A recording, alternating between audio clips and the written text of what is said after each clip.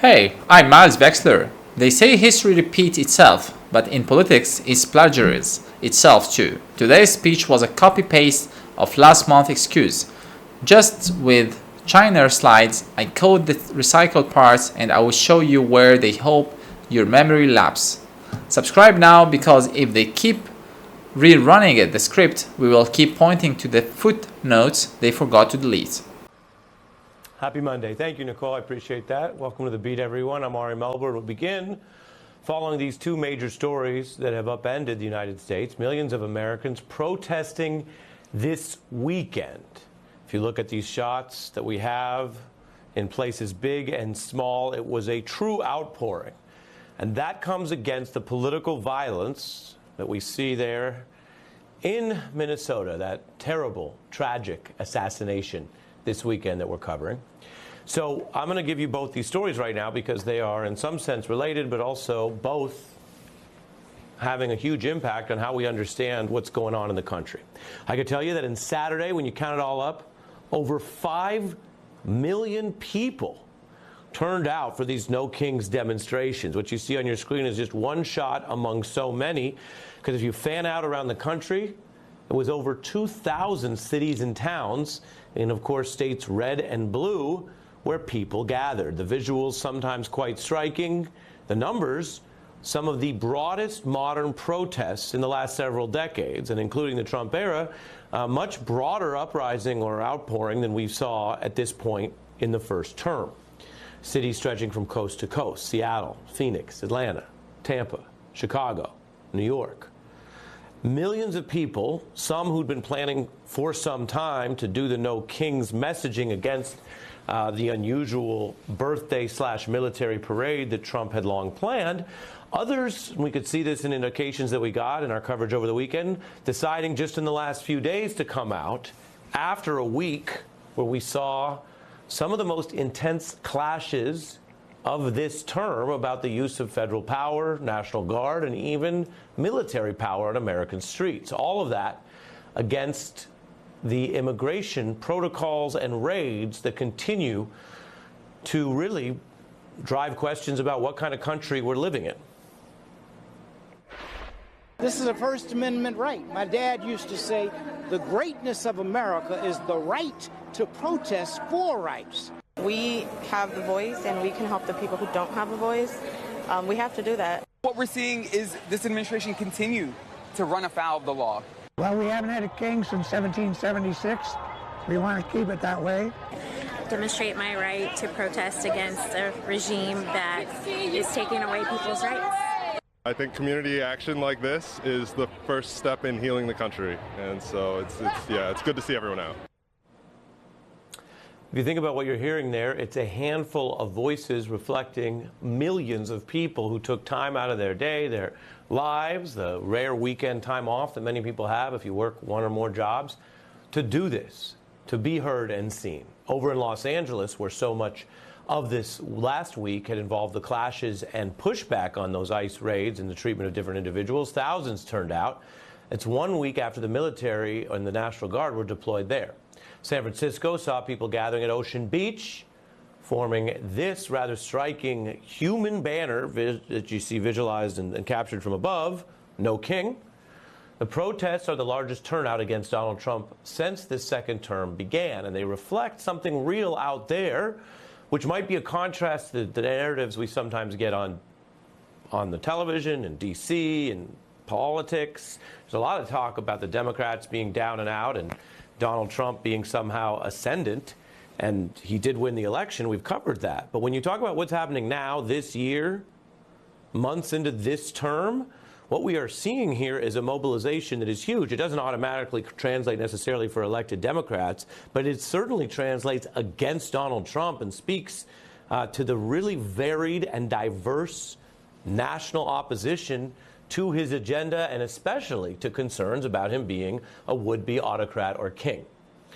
There were blue states and big cities. You've seen some of those. But in red Idaho, thousands showed up in front of the Capitol building. In Little Rock, Arkansas, 8,000 marching against Trump's policies, calls to impeach, calls to stand down and mass deportation, and just a lot of energy there. These protests coincided, as mentioned, with Trump's military parade. That's how the No Kings thing got going earlier. This was as well a celebration of the Army's 250th anniversary, and our reporters were in the field there over the weekend in Washington. They found people who viewed that as an apolitical or nonpartisan event, or veterans who just wanted to celebrate the military, which is great. Most people are totally fine with that. The concern, though, about that being used as a sort of show of force while Donald Trump deploys the actual National Guard and military is one of the key fault lines that we're waking up to start the week right here. Now, the turnout for each of those events was different. The military parade saw onlookers actually thinning before Trump gave remarks. Bleacher seating for VIP guests remained half empty. Across the program, the protests and the military parade, all of this, of course, happens against what occurred this weekend. What I mentioned is the other top story that we're covering, the absolute horror in Minnesota, a man assassinating a state representative and her partner, injuring another. Democratic lawmaker Melissa Hortman and her husband killed in cold blood, as they say, in their own home Saturday. The suspect had posed as a police officer to take advantage of their trust, to try to gain access to what would be his victims. He came to their home after shooting and wounding a Democratic state senator and his wife. Authorities have now caught their suspect, 57-year-old Vance Bolter. There was a 2-day manhunt. He did appear in court today, facing murder charges, and separately could face a federal death penalty case. Now, he listed over 45 state and federal elected officials as his potential political targets. That's drawn from notebooks found in his car. Officials today condemning this political violence. And this was a political assassination, which is not a word we use very often in the United States, let alone here in Minnesota. It's a chilling attack on our democracy, on our way of life. I hope it's a wake-up call to everyone that people can disagree with you without being evil or needing to be killed or hurt. That is the state of the authorities' briefing and the call for people to find other ways to address our political differences. But political violence right now is a problem so grave it is becoming almost routine, the New York Times reports, likening it to school shootings, where slowly but surely political violence has moved from the fringes to an inescapable reality. Violent threats, even assassinations, attempted or successful, have become part of the political landscape, a steady undercurrent of American life. Now, we cover these things, we live through these things. Each individual incident will have its specific facts. Some take longer to learn. There are shooters who've proven to be essentially lone wolves or just completely mentally unstable. There are others who seem to want to at least join or be a part of some larger political movement, effort. The rising violence, we know, has targeted individuals who are members of both parties, from Democratic lawmakers this weekend and former Speaker Pelosi's home invasion, to Republican leaders like Steve Scalise and last year, then-candidate Trump. Well, this is a risk and a problem across the spectrum. We do know that. And authorities are careful when investigating motive or cause in any case. More broadly, there's also a context, because more than any other leader in modern times, Donald Trump has engaged in official acts, uses of his power to help the people who are violent. He used his pardon powers on his first day in office to free people convicted of political violence, people who targeted Congress, who brutally and violently attacked police, and even the most serious offenders, once thought unthinkable to pardon. He pardoned and freed from prison those convicted of violent crimes against the United States itself, including sedition. Now, over the weekend, Donald Trump did clearly condemn the attacks in their aftermath. He also, reporters note, has spent years raising the temperature on the mainlining and the rhetoric around potential violence. Reading from the New York Times today, more Americans view rival partisans as a threat to the country, even as inhuman. Trump has had a hand in that, they write, the Times reporters.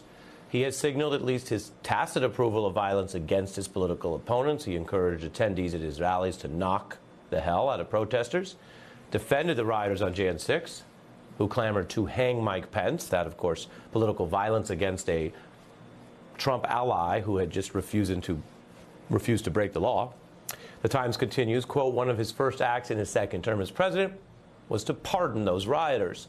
The pardons I just mentioned that, of course, used power to free the convicts of political violence from U.S. prisons. Now, this weekend, many Republican leaders, elected officials in Congress, did condemn the attacks. Some prominent MAGA voices, though, minimized or lied about these attacks, just as some did during the 2022 attack on the Pelosi household. Take an example that is notable. Over this weekend, Republican Senator Mike Lee spreading misinformation after the attack, showing the murder suspect here, posting this to his many followers, and stating, quote, "This is what happens when Marxists don't get their way." Then he made what could be called a sort of tasteless murder joke, linking the attacks to Governor Tim Walz with this sort of pun, nightmare on Wall Street. Lee, viewing the assassination as a chance to jump in and blame the left, when in this instance it was liberal lawmakers targeted, and authorities viewed this and have said it was politically motivated violence. He was doing this during a manhunt, when it would be, of course, unknown whether further lawmakers or police or citizens could be hurt. This is how he is using his platform, his power, his followers. The senator trying to basically outflank MAGA figures in the conservative state of Utah. He has folded on any past objections to Trump, as The Atlantic recently documented in a profile of this Republican's now many reversals. You need the history and the context to see how someone who is a U.S. senator, who is in our leadership body in this country, responds to political violence that way. Lee pushing a kind of vitriol and misinformation in the face of dangerous political violence, even as a manhunt is underway, even before the person is caught. And so tonight we should also note it is a long ways from how Senator Lee opposed Trump throughout the 2016 general election and said it was Trump's irresponsible statements that were his reason to avoid associating with him or empowering him. I've been thinking a lot about some of his statements and how they're affecting people, how they make me feel. I wouldn't hire that person. I wouldn't hire that person, wouldn't want to be associated with that person. And I certainly don't think I'd feel comfortable hiring that person to be the leader of the free world. Yes, you can hear the politician's pauses, the idea that this is coming from a deep place and that it pains him, but he certainly wouldn't want that person in charge. Lee claiming to oppose that association, that type of vitriol, those statements, the type of thing he responded to and referred to then. Now he's clearly trying to outdo the most fringe reactions online. He's drawn rebukes from his Minnesota colleague in the Senate, Amy Klobuchar, over the disgusting and depraved response from him. And so, in that sense, both things are true. There are political leaders in both parties who have clearly condemned what happened this weekend, this type of assassination, and President Trump himself said so. There are others, though, like Mike Lee, who can't even do that now, who wants to add fuel to a fire that is part of the reason that there is so much violence and there is risk and problems out there. And then you have the history. Is it enough in America to say the right thing for a day at a time if you use your power to coddle and free the individuals who have done some of the most notable political violence of the last several decades, the convicted sedition and insurrection at our Capitol? It is not to say these things are all causal. I've taken great care, as many journalists have, to tell you what we know about this individual and talk about how each case can be different. But it's also not a time to cover our eyes and pretend that we didn't just live through years of escalation, rhetorical and through the use of governmental power, that says sometimes some violence will be excused, minimized, lied about, or even rewarded. Because that is also part of the environment we are in tonight. Now, that suspects list included Minnesota Congresswoman Kelly Morrison. She is our leadoff guest, along with Eugene Robinson, when we're back in 90 seconds. 5 million Americans marched not just against a president, but against a regime flirting with dictatorship. From LA to Little Rock, this was a nation yelling no to military parades, ICE raids, and the normalization of cruelty. This wasn't protest. It was democratic resistance on full display.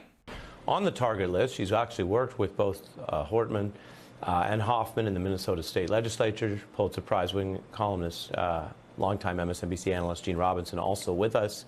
Congresswoman, I just want to give you the floor. I have questions, we often do, but with everything that's gone on, start where you'd like to tonight. Well, thanks for having me on. It's hard to put into words how shocked and devastated we are here in Minnesota. We lost just a giant in Melissa Hortman, and of course her husband, Mark. She is a beloved leader here. I think she will go down as the most consequential Speaker of the House in Minnesota history. She was a masterful legislator. She was a tough negotiator. She had a wicked sense of humor. She was kind and compassionate, and she was a fierce fighter for Minnesota. And her loss is just overwhelming. It's a very sad day in our country. It's a very sad day in Minnesota, and I see it as a very sad day in our country. Of course, I'm also praying for the full recovery of Senator Hoffman and his wife, Yvette. And we're grateful for state, local, and federal law enforcement who have worked tirelessly all weekend to bring this assassin to justice. But we're hurting here in Minnesota. Yeah, I hear you on that. I appreciate you on that. Gene, I mentioned what we always mention. This is true at the Washington Post, in our newsroom, everywhere. You take each case as it comes. Sometimes you learn things over time. In journalism, to say nothing of criminal law, causation is something that is not usually even possibly provable on the first few days of many stories. So I don't refer to causation when I refer to a history of escalating minimization and sometimes rewarding of violence here. And so I'm curious your, as always, reasoned, responsible, but thoughts or concerns about that tonight. No, that's absolutely true, and I'm very concerned about it because that's the atmosphere. You're absolutely right about causation, and the first thing you learn in journalism is never assume. You never assume anything. You can't assume that it's because of this rhetoric and because people say things that they didn't used to say out loud, at least. You can't assume that that's why these horrible murders were committed and shootings were committed. Nonetheless, it is the atmosphere. That is where the country is. It's not where we were a decade ago or a decade before that. Things have changed. And if you can point really to Donald Trump 10 years ago entered the political scene using language that we had not heard in our politics for many, many, many years. And that clearly has had an impact on the tone and tenor of our political discourse. And so we can't say it led directly to what happened this weekend, but that is where we are right now. It's very different from where we used to be. Congresswoman? Well, and I think that's why this has to be a watershed moment where political leaders are very clear in their condemnation of political violence and heightened violent rhetoric. That has just got to be coming from both sides of the aisle. I want to hear it from the president. I want to hear it from the Speaker of the House, and I want to hear it from the majority leader, of course, as well as the minority leaders. But we just have to decide as a country that we're not going to live like this. This was an attack on legislators, of course, but it was an attack on the American people because it will have a chilling effect on their ability to be represented. The other thing that I really worry about is the chilling effect on people being willing to run for political office. You know, I spent most of my career as an OBGYN. I came to politics late. I'm passionate about getting people to, get into the arena. And I think it's important that we have people from different backgrounds with different skill sets setting policy. And this will have a chilling effect on people's willingness to take that risk. And that's bad for our democracy. Right. No, I understand that. And it's such a bind because it is something that leaves the remainders as less than everyone participating, right? Which in a tacit way serves to reinforce that, right? And yet we've heard from many courageous people in many ways saying don't give in to any of this stuff. Gene, 5 million people did not give in over the weekend. They got out. They got on the ground. They got into these events. And so I want to play a little bit more of what we were hearing. This was folks talking to our colleague Jacob. Protesting on behalf of someone? Yes, and also because this is against the Constitution. I feel like it's deeper than just deporting immigrants. It's going against our rights as people and especially as American citizens. I didn't expect to be fighting fascism in my 50s. We need to stand together as a people to realize that this is democracy. It's not for kings. Gene, your thoughts on the mass mobilization we're seeing? I don't know about you, but I'm old enough to remember October of last year when some people said, oh, this whole autocrat thing, it's overblown. And always talking about Jan 6. And some of that's politics, so people can debate the closing argument. But it doesn't look overblown if you warned that somebody was going to potentially abuse federal power. And now they've been slapped down 7-2 by the Supreme Court for that. They've basically said that it's wartime powers when everyone knows we're not at war. Always a dangerous autocratic instinct. They're sending the National Guard in. Now we got the Marines out. Okay, then we had our military parade. And it seems that this is galvanizing a level of opposition that wasn't obvious or automatic. But your views tonight. Well, 5 million people. That is an amazing turnout for the demonstrations over the weekend. And what I hope is that it puts an end once and for all to the overwhelming mandate narrative, the idea that Stephen Miller in the White House and others keep putting out there, which is that the American people last November gave Donald Trump an overwhelming mandate to essentially do whatever he wants to do, to, as he promised, be a dictator on day one and act in an autocratic way. And that is not true, and that was never true. And we forget that 77 million people voted for Donald Trump, and Americans put Republicans in charge of both the House and the Senate. So, yes, that was a definite victory. But 75 million people voted for Kamala Harris. 75 million people voted against that. That's a difference of 2 million people. That's half the country. And so there was never this sort of national consensus that we wanted to abandon 250 years of the balance, separation of powers and restrained presidential governance and replace it with autocratic rule, with rule by fiat and rule by whim, which is what is claimed by the president and his supporters, and it is not true. Yeah. Understood. Gene Robinson, Congressman Morrison, my thanks to both of you. Minnesota mourns a hero. Melissa Hortman's assassination wasn't random, it was political terrorism. Yet MAGA politicians like Mike Lee chose conspiracy over compassion. The silence, or worse, mockery, from some Republicans reveals the rot. This wasn't just a tragedy, it was a symptom of a party addicted to violence and denial. We've been looking at the absolutely massive Trump protests this weekend, 5 million people. The larger context has been an escalation in the use of federal force, a virtually unprecedented move by Trump to deploy troops on American streets, Marines out in L.A., and continuing to insist on using the National Guard over the objections of a sitting governor, which hasn't happened in 60 years.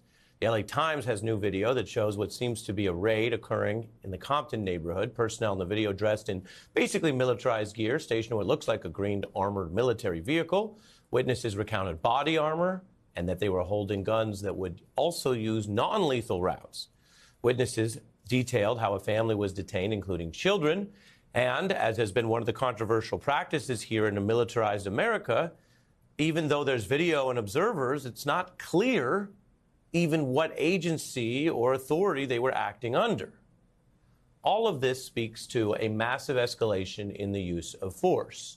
And while the president won an election where he did plan a more aggressive immigration and deportation policy, we are getting out past the limit of policy and over to the question of legality. indeed, some of these immigration moves on certain grounds have been limited or paused because even the Supreme Court has found emergency powers Trump claimed are not allowed. On the day-to-day use of the military, though, we have not seen the courts yet really intervene.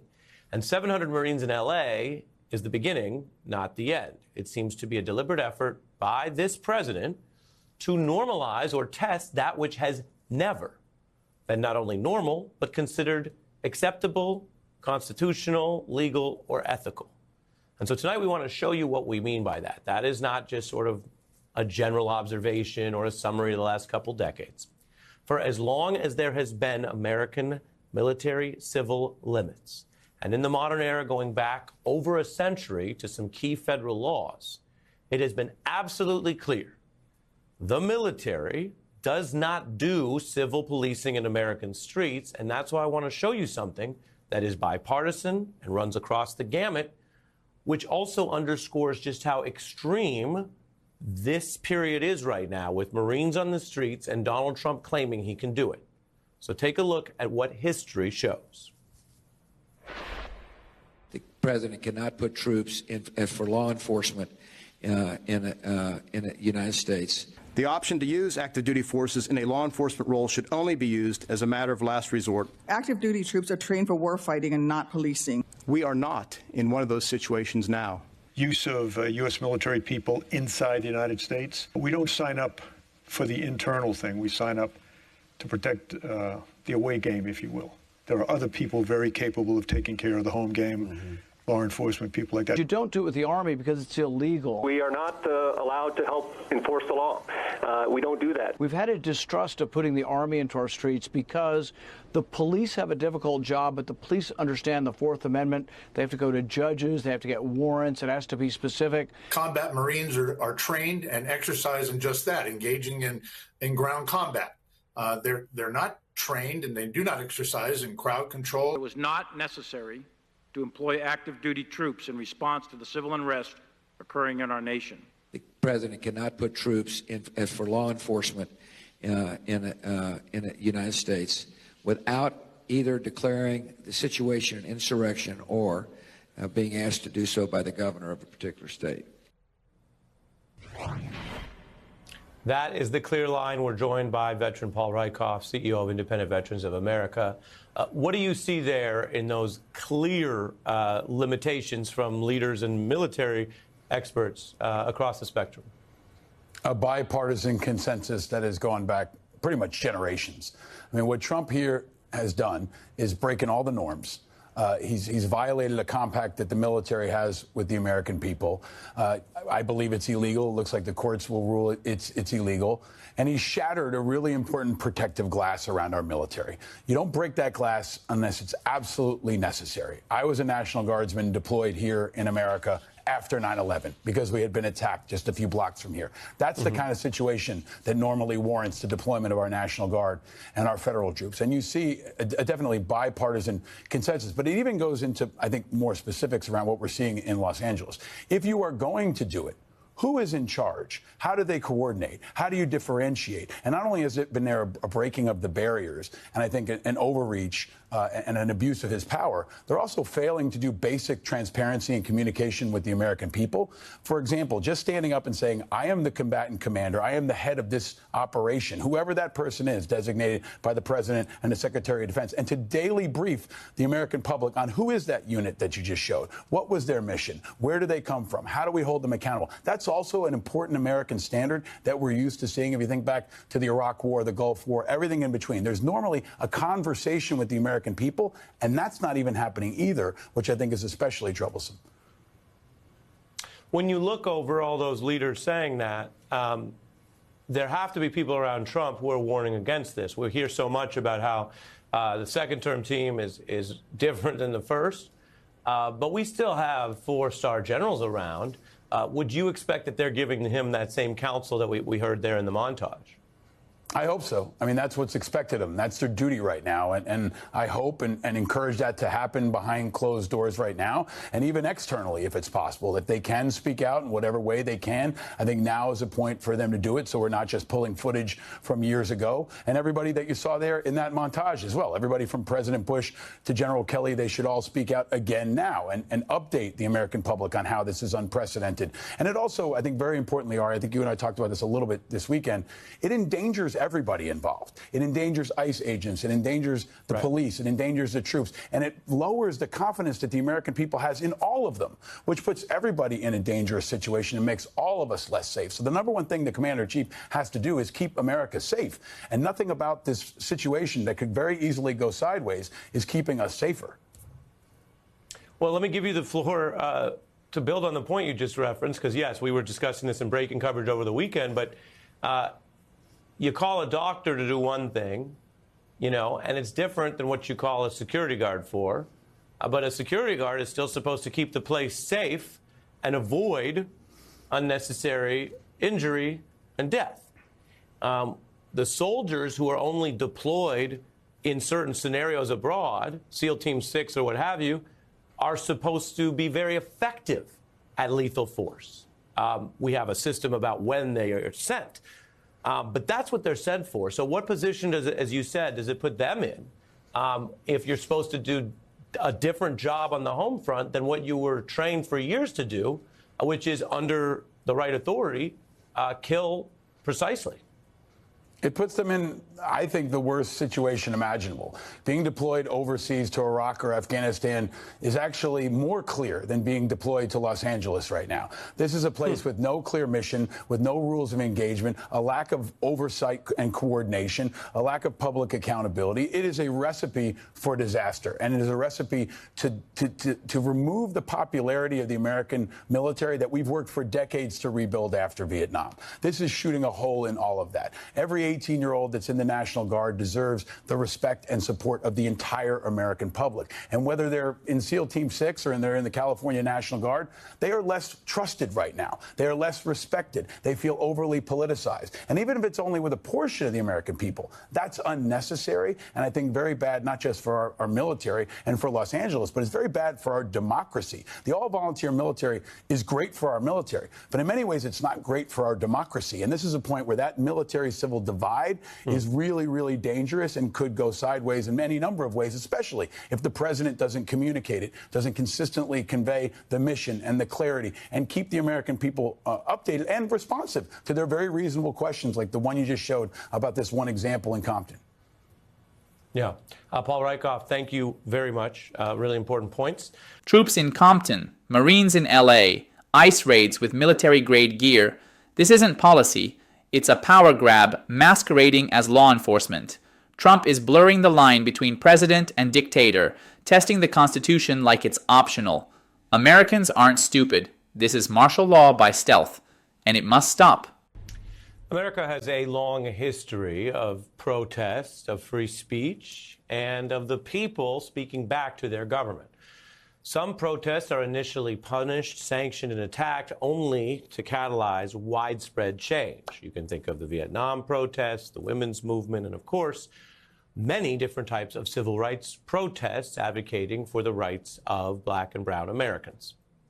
The ICE raids and the mass deportation policies sparked a part of the protests we saw this weekend, and Donald Trump's response is to claim he's not backing down at all, which, as I mentioned in history, is something we have seen before, even if it later leads to people backing down.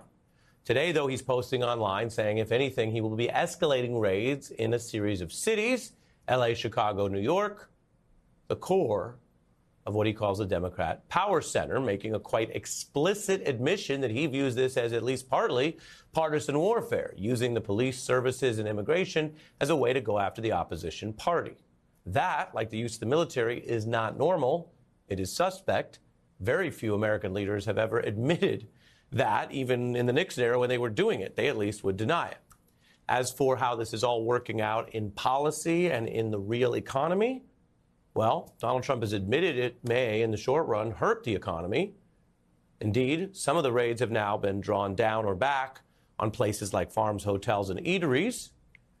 Trump concedes Those industries are having a hard time finding workers because, as a practical matter, they rely on the undocumented. And that's been sort of a tacit agreement in American economic life. People are seeing these videos of agents going not to some crime or gang center, but to places where people who may be undocumented immigrants are trying to do the work that sometimes nobody else seems willing to do. There are also videos of agents forcibly detaining what appears to be an American citizen. Here. Look how you got my hand. You're twisting that shit. I'm American, bro. What hospital? Yo, these guys are literally based off of skin color. He's LA, bro. I can show you. I got a new ID with.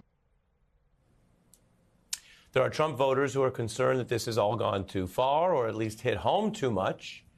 A Florida roofer saying that they can't even continue their company workforce after one ICE raid.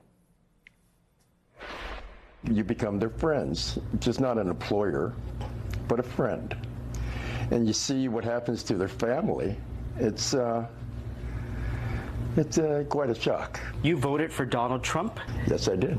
While he agrees with most of the president's policies, he thought the Trump administration was going to focus solely on deporting criminals. Buyer's remorse? I don't know. A little bit. A little buyer's remorse and a little bit of, quote, shock about Donald Trump yet again doing what he did say he would do. Empathy may be increasing in America right now, and we probably have a long ways to go. But understanding that these policies and this level of force is being used against many, many people who are not criminal or breaking other criminal laws other than just being here existing and often trying to get... When Trump uses immigration raids to target Democrat cities, it's not security. It's political warfare. That's not dog whistling. That's screaming. ICE isn't arresting cartel leaders. They're detaining landscapers and waiters. Even Trump voters are feeling the burn of his cruelty. This is state power weaponized for partisan revenge. Welcome to Mavericks with Ari Melber, and I'm excited about this one. We're joined by the Emmy-winning writer, producer, critically acclaimed actor, Lena Waithe. She's the creator of the hit series The Chi on Showtime, a coming-of-age epic about the South Side of Chicago. It's in its 7th season, renewed for an 8th. That is a very serious run for anyone who knows about any of this. She also both starred and produced the hit Netflix series Master of None. She won an Emmy in the Outstanding Comedy Writing category, was actually the first black woman to do so. If you want other accolades, Time 100, not easy to make. We haven't even had many Time 100 people in here. She's also founder of the production company Hillman Grad, host of the podcast Legacy Talk. Lena, thanks for being here. Thanks for having me, man. I've wanted to do this for a minute, and now we're doing it, so I'm really happy. Yes, long time coming. Yeah, it's fun to make things. It's fun to have the positive feedback you've had. Now you're in almost the legacy or endurance mode. So what does it mean for The Chi to get to this level and really be a long-running series? I mean, I think for me, it's sort of been a journey that I didn't expect I would maybe be on for this long. I think I thought maybe after 5 seasons we could hang it up. But when you have an audience that still shows up and is still excited, I think it's important to keep, to stay on that journey with them. And it pushes me to keep going and to keep topping myself and to keep telling these stories because I think they're needed. And I think it tells me that people need something like this, and it doesn't really exist anywhere else. Yeah, and there's so many places we could enter the story, right? For sure. Family, children, of course, all the particulars of this city. Yeah. But we'll start with the politicians, because that's sort of our bread and butter. Oh, yeah, we deal with that. We get a little into politics. Yeah. We can't have a show about Chicago and not deal into politics a little bit, yeah. And America knows some ones that they like Obama, but a heck of a lot of ones who've gotten into trouble. Absolutely. Let's look at how you guys do it. How much of this is what you're channeling, what's out there, and maybe what you're imagining, what's not real yet? It's interesting because I think there's something to... Writers have to show us a truth that we know exists and just show it to you from different angles. But then also we want to have a world that is one that we imagine could be real, but isn't quite there yet. And I think we want to be a mix of those two things on The Chi. We want to talk about what's really happening, what's really going on, but then we also introduce new ideas. Like we have these sort of men's circles where gentlemen sit around and talk about how they're feeling, and we have a politician that's talking about mental health and how that's a priority. And I also talk about, the wage gap and how people sometimes can't afford to live in the cities that they grew up in, which is not just a Chicago issue, but it's an issue that faces a bunch of cities, New York being one of them. So I'm a person that, grew up, listened to the Rainbow Push Coalition, and my family was very much involved in making sure they had a voice in what was happening. And that's just something that's in my DNA. So it's going to find its way into the creative. Yeah, and I'm curious because an observation about some of your work, you could tell me if I'm wrong, is there's a comfort with new ways of being and sensitivity, but then it's not soft. You know what I'm saying? Like there's a thing where sometimes it gets soft and it's like, it's really nice to make a children's book, but that doesn't usually pass for an adult show that's cutting edge. Yeah. Here's how one review put it in the Times, that you have this hometown affection and tough love. The danger of this kind of story, they write, is it could define its characters as personifications of social ills. But what emerges as The Chi gets room to breathe is while it unfolds from a crime, it's not really a crime story. In some scenes, it momentarily becomes a kind of South Side freaks and geeks. Your thoughts? I mean, I'm really honored by that. I'm a big fan of Judd Apatow. He knows that. And I think the reason why is because he makes work that endures. And he tells stories that are true, but also that have this very unique honesty. And I think as I identify with the, gender I was assigned at birth, and there are things that come with being a woman in the world, in terms like ladylike, something I kind of don't necessarily subscribe to. And people often expect women artists to be soft, to be comforting, and I tend to confront, and I tend to be brutally honest, but I'm also a person who loves humor. I mean, I did a documentary about Mary Tyler Moore because I love how comedy sometimes can also reveal the truth. And the best way to get people to realize how much we have in common is getting them to laugh at the same joke. So I think the fact that I'm a bit of a humorist, a bit of a realist, and as Baldwin says, I'm an optimist because I'm alive. So I kind of have all three of those things in the work. Thank you, Lena. My guy, good to see you. Great to have you. Thanks, man. Lena White reminds us, real storytelling doesn't just reflect the world, it challenges it. While politicians sanitize injustice, she injects honesty, humor, and fire into the narrative. The Chi isn't just a show, it's a mirror America can't look away from. Art is truth. And in an era of lies, that matters. This past weekend, millions of Americans poured into the streets, not for celebration, but for a reckoning. From Phoenix to Philadelphia, red states to blue, over 5 million citizens rallied under a unifying cry, "No kings." The irony is bitter. A nation founded in rebellion against monarchy is now standing on edge, staring down a president who parades troops through city streets like a Caesar marching through Rome. Donald Trump's response? Double down. More raids, more troops, more power. And that chilling certainty that this was all deliberate is what should terrify every American. The protests were sparked by more than just Trump's authoritarian cosplay. They erupted in the wake of political bloodshed in Minnesota, where a man posing as a cop assassinated Democratic lawmaker Melissa Hortman and her husband and injured another senator and his spouse. It was targeted, cold-blooded, and undeniably political. The suspects' hit list included over 45 elected officials, compiled not from a script, but from a radicalized reality Trump helped write. Let's not pretend this is happening in a vacuum. The Trump presidency has become a pressure cooker of escalating rhetoric, weaponized grievances, and indulgence of violence. From telling rallygoers to knock the hell out of protesters to pardoning actual insurrectionists, Trump hasn't just condoned political violence, he's rewarded it. His second term began with pardons for seditionists. Now, his loyalists downplay political assassinations while the rest of the nation mourns. And yet, while blood was being spilled in Minnesota, Trump was performing his own grotesque theater, a military parade drenched in ego and nationalistic grandeur. It was staged under the pretense of patriotism, but with all the subtlety of a strongman flex. Marines deployed to Los Angeles without clear legal basis. ICE raids intensified, targeting immigrants in sectors vital to the economy. Raids that Trump himself admitted could hurt business. But that's not the point, is it? The goal isn't governance, it's domination. Footage from LA is chilling. Armored vehicles rolling through neighborhoods, officers in militarized gear detaining families, even children. Witnesses unsure if these were ICE, National Guard, or some unnamed federal force. This isn't policy. It's authoritarian experiment. It's a test of how far executive power can be stretched before it snaps. And while Trump paints the opposition as lawless, it is his administration shattering the norms. A president cannot deploy military troops on domestic soil for policing unless certain strict conditions are met. Trump ignored those. History, law, and even bipartisan voices have all warned against this. But warnings mean nothing to a man who sees checks and balances as obstacles, not obligations. Yet, amid the chaos, hope pulses. 5 million protesters don't march because they've given up. They march because they believe in a democracy that doesn't bend to fear or violence or autocracy.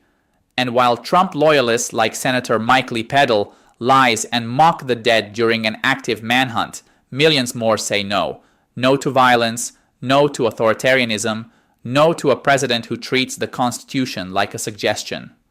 What we are witnessing is not just protest, it is preservation. The soul of American democracy is not defended by parades or Twitter tantrums. It's defended by people willing to stand in the streets, speak uncomfortable truths, and demand accountability, even when bullets fly and lies multiply. It's not about Democrats or Republicans anymore. It's about whether we remain a republic at all. The next chapter isn't written yet, but make no mistake, if the people's voice stays loud, relentless, and fearless, then the era of no kings is far from over. It's just getting started.